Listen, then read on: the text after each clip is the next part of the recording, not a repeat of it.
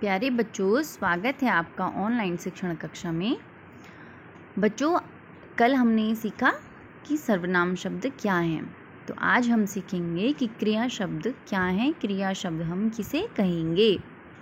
देखो बच्चों, जैसे कि नाम से ही स्पष्ट है, क्रिया का अर्थ होता है कार्य करने का भाव या कार्य करने का बोध। ठीक है। तो क्रियात्मक शब्द जिसमें किसी कार्य को करने का या कर्म के होने का हमें बोध होता है। देखिए, आप बहुत आसान भाषा में समझिए कि जब किसी कार्य को हम करते हैं तो हमारी क्या होता है, शरीर में मूवमेंट होती है, क्रियाएं होती हैं, हमारे हाथ हिलते हैं, हमारा मुंह बोलता है, हमारी आंखें सतर्क रहती हैं, हिलती हैं, डुलती हैं, हम सांस लेते हैं। तो हमारा पूरा शरीर क्या है, क्रिया की फॉर्म में है, अर्थात क्रिया कर रहा है।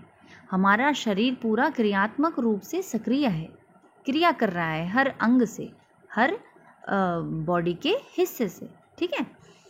तो जहाँ पे कर्म के होने का बोध होता है, जहाँ पे हमें पता चलता है यार कि इस कार्य को करने से क्या हो रहा है, बॉडी का कोई हमारा अंग क्या कर रहा है, परफॉर्म कर रहा है, पार्टिसिपेट कर रहा है, अपने आप को इंगेज कर रहा है, तो उससे ही हमें ये समझ लेना चाहिए कि हम ये शब्द क्या हैं, क्रिया वाले शब्द हैं।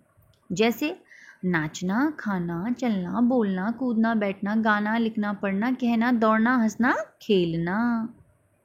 नाचने में भी हमें क्या क्या, हमारे शरीर के कैसे कैसे जो हिस्से हैं वो कार्य करते हैं। पैर हमारे नाचने का काम करते हैं, हाथ हमारे भाव देने का काम करते हैं, हमारा चेहरा भी क्या करता है, हाव भाव देता है, एक्सप्रेशंस देता है। ठीक है। खाना खाने में भी हमें कितनी हमारे शरीर की आवश्यकता होती है। बिना हाथों को हिलाए हम खा नहीं सकते, बिना हाथों की क्रिया को करे हम खा नहीं सकते हैं, मुंह को बिना क्रिया में लाए हुए चलाए हुए हम चबा नहीं पाएंगे। इसी प्रकार से कूदना, बैठना, गाना, रोना, दौड़ना, ये सभी शब्द क्या हैं, जो क्रिया का बोध करवा रहे हैं हमें, ये क्रिया के शब्द हैं, इसे ही हम क्रिया कहते हैं। अब देखो खेलना, अब बच्चे क्या कर रहे हैं, देखो बलून है या गुब्बारा है, इससे क्या कर रहे हैं, कुछ भी है लेकिन खेल रहे हैं। ठीक है। इसमें वे भाग भी रहे हैं, दौड़ रहे हैं, उनका मस्तिष्क भी सक्रिय है, कार्य कर रहा है, वो भी आपस में बच्चे हंस रहे हैं, है ना। कितने सारी क्रियाएं इसमें एक साथ हो रही हैं। दूसरा है गाना, मीराबाई जो क्या करती है, गाना गा रही है। ठीक है। इसमें वे अपने हाथों का भी प्रयोग कर रही है, अपने मुख से वे स्वर का वाचन कर रही हैं। ठीक है। और हाथों से वो क्या कर रही हैं, अपनी वीणा को बजा रही हैं, सितार को बजा रही हैं। बोलना, जब आप प्रार्थना सभा करते हैं तो आप प्रार्थना बोलते हैं, वहाँ पे आपके क्रिया के होने का बोध होता है, भाव हमें पता चलता है। चलना, बच्ची रो रही है, कुछ लोग नाच रहे हैं और कुछ लोग कक्षा में बैठे पढ़ रहे हैं।